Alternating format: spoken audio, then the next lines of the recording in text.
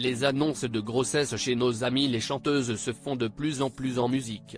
En 2011, Beyoncé avait révélé être enceinte sur la scène des MTV Video Music Awards.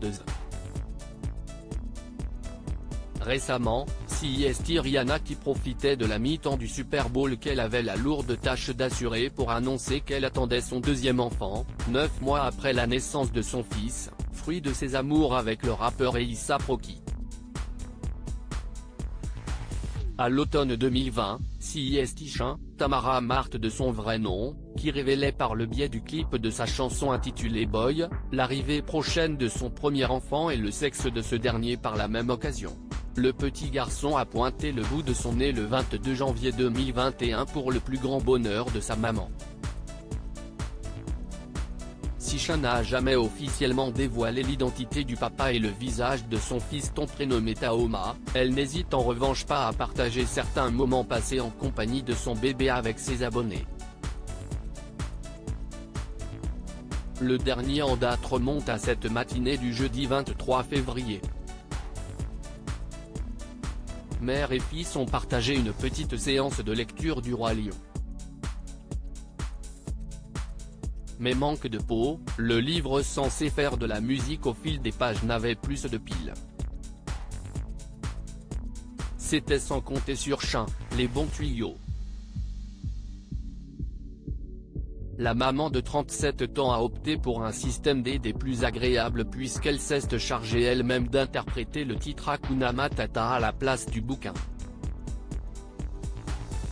Un moment dévoilé en vidéo dans sa story Instagram, voire notre diaporama, pendant lequel on peut entendre Tahoma gazouiller et rire aux éclats.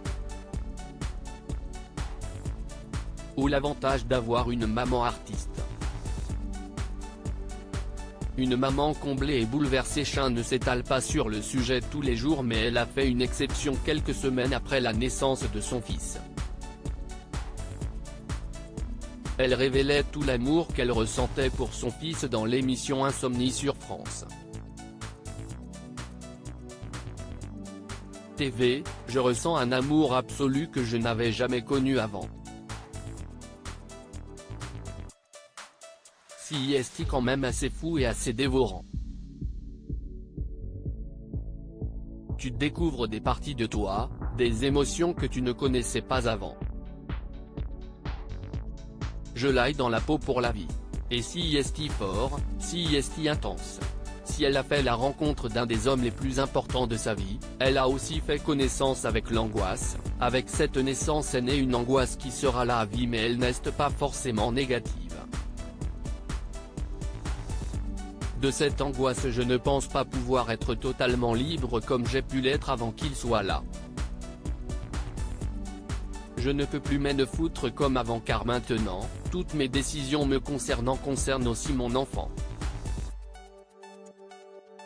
En bref, une maman comme les autres.